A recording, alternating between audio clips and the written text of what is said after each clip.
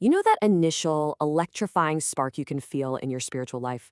That incredible high where everything just feels so new and profound? It's amazing, right? But what happens when that feeling starts to fade? Well, today we're going to explore how to move beyond that first rush of excitement into something much deeper, something more sustainable, and honestly, way more powerful: steady devotion. And it all starts by asking ourselves one really crucial question. And this is it. This is the core question we've got to ask ourselves. It's so easy to get caught up in the beautiful feelings, the spiritual romance of it all. But are we really prepared for the actual relationship? Let's break down what that really means. The perfect analogy for this whole journey is marriage. First, you've got the honeymoon phase. It's exciting, it's new, and then you have the reality of a lifelong commitment.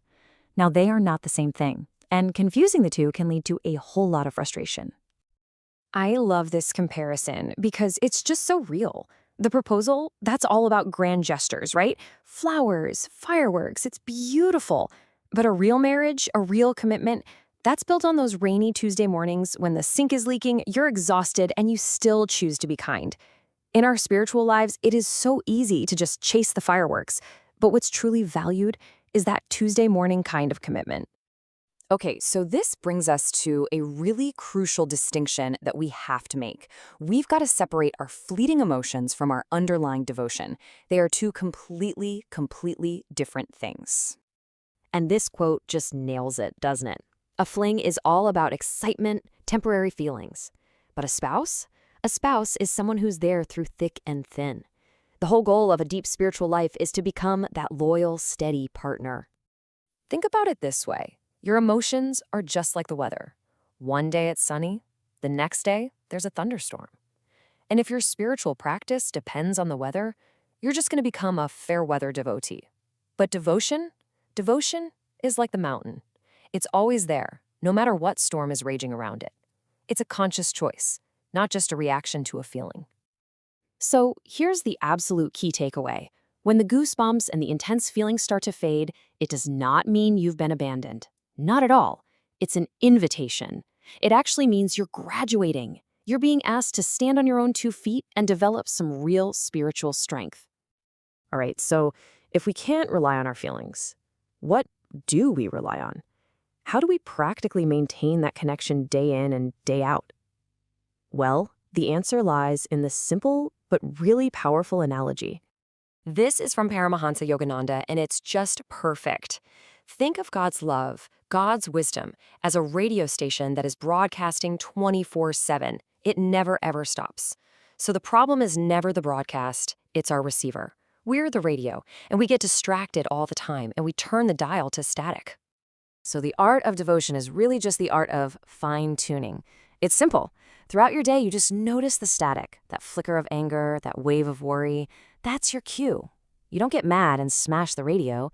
You just gently turn the dial of your attention back toward the music of peace and faith and love.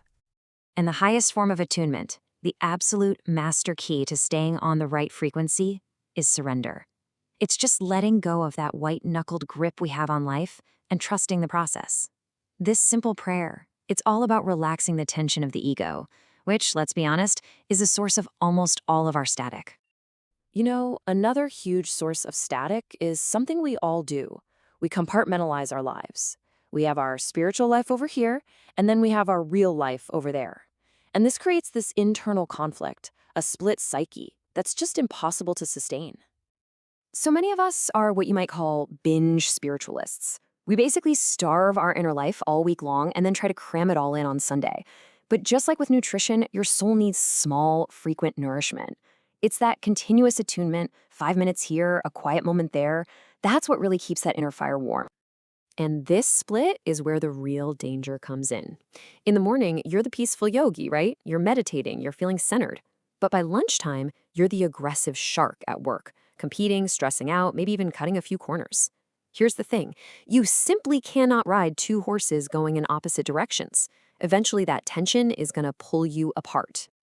So the secret then is integration. It's all about not leaving your spirituality on the meditation cushion. You've got to take it with you, into the office, into those difficult conversations, into your daily challenges. When you start to see your work as a form of prayer and the world as your altar, you don't need to separate your time anymore. All of it becomes sacred. And a huge part of this is something called satsanga. Think about it. You can't maintain a clear radio signal if you surround yourself with static. Your environment matters so much. Keeping company with people who are also trying to tune in, well, that automatically helps to attune your own inner radio. Okay, so let's get real for a minute. What happens when you're doing everything right, but you still feel nothing? This is one of the hardest parts of the journey, what people often call spiritual dryness. I mean, seriously, this happens to everyone.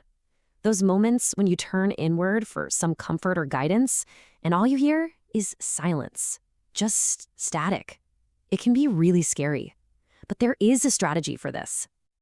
I want you to think of a pilot flying a plane through a thick, dense fog. They can't see the horizon, they can't see anything. Do they panic? No. They fly by instrument.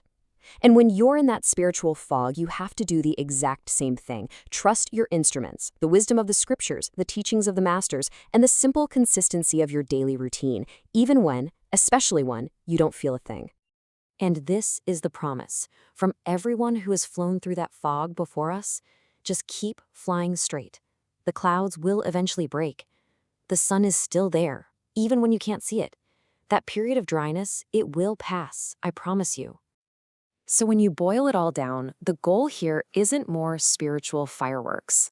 The Bhagavad Gita describes the true yogi as being like a lamp in a windless place, whose flame does not flicker.